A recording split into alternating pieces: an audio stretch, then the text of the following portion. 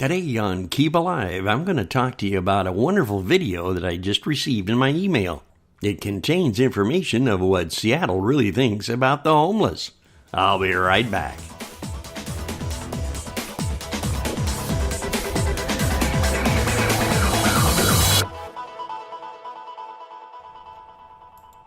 My cohort Candace Thompson from the Disruptors disrupted me again.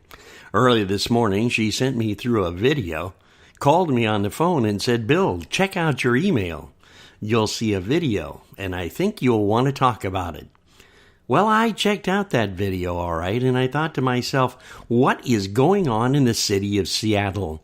Are all those people really moronically disarranged when they become politicians? Are they really serious when the ad council puts together something of that stupidity? Why, that should go viral to show how people in Seattle, at least the governmental agency of Seattle, has no plan to figure out how to create jobs, how to take the homeless off the streets, how to fight the drug war.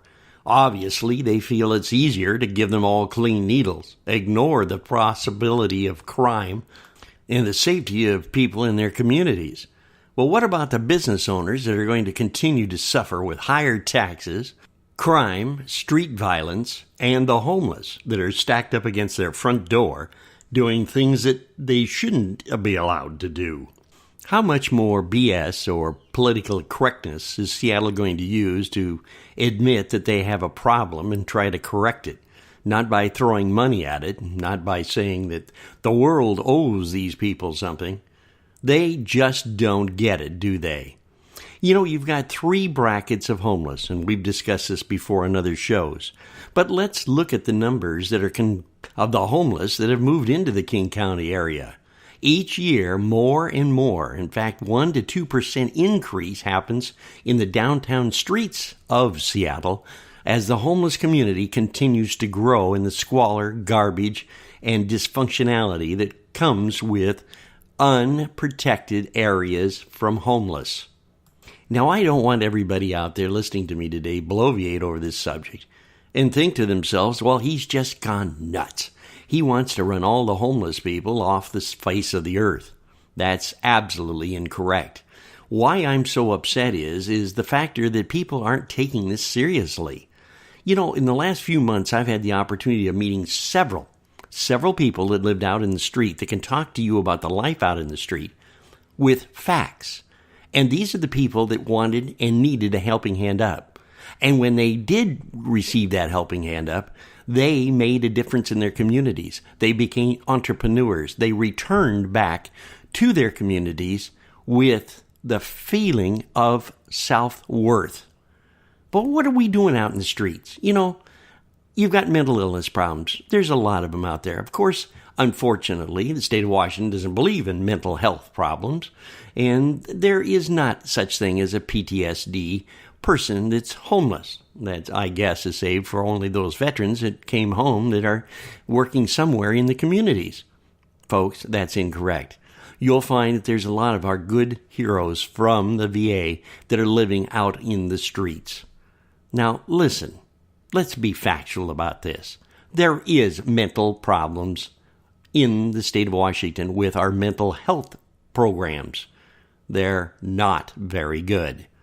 There's problems in the Seattle area on figuring out how to combat this problem. Is it throw more money at it or tax everybody to death? By people and individuals on the council board that haven't got any idea what's going on in the homeless communities. We need reach-out programs. We need people that are dedicated to go out and find those that need a helping hand up. That's right, a helping hand up that can return to society with their hopes and dreams of achieving what they want to accomplish in life. Maybe it's just simply having a good family and a support system. Those are the rights that are guaranteed to everyone under the Constitution, the freedom of speech, and several other rights. But right now, the biggest right that we have is a wrong. The right of liberally just handing people money and slamming them against the wall, utilizing them and saying, well, you know, we feel so bad for you. How can we help you? Think about that statement for a moment. How can they help? It's really very easy how they can help. They can help by going back to the politically incorrect and sit down with them and say, hey, we need a plan of action. There are people out in those streets right now in different communities that need mental health. There are people in those streets right now that need an education to be able to get a good job. We have the tools, ladies and gentlemen. The state of Washington is spending money hand over fist on wonderful projects, but it doesn't seem to leak down to the street project that we have called homeless. Can't these people in Seattle and different counties get it through their head that we need people on the street building programs and changing lives? Of course, they're going to come back and say, Bill, you've missed the whole boat. It cost money to put people on the street to do this. Well, I realize it does. But it also costs money to ignore the problem. It costs money with law enforcement that has to be increased. It costs money with utility services that have to go out with scoop shovels and hazmat suits and clean up behind the homeless. It costs money to our tax-paying business people who are losing business because people are afraid to go to their stores at night or even in the midday because of the homeless situation. And crime continues to grow. Let's look at the drug problem, for instance, if we're going to talk about crime. Drugs are on the street, homeless or not. It's big business. No matter where you go, drugs influence and change our communities. And they're right now working the streets of your hometown, in your cities. They're working the streets in your communities, selling drugs to those who live in fear. And that's what the homeless, many of them, live in.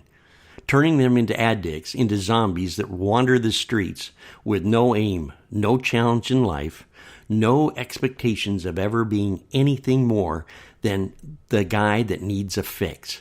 What a great, great story we could put on the headstone of our communities. To be or not to be homeless is the question. Is it going to be the economy that finishes us up? Are we going to end up like the Roman Empire and just slowly disappear? I don't know. But I do know one thing. The homeless situation is not, and I want to underline this sentence, is not going to go away by itself. It's going to take action. It's going to take individuals in the communities to stand up and have their voices heard.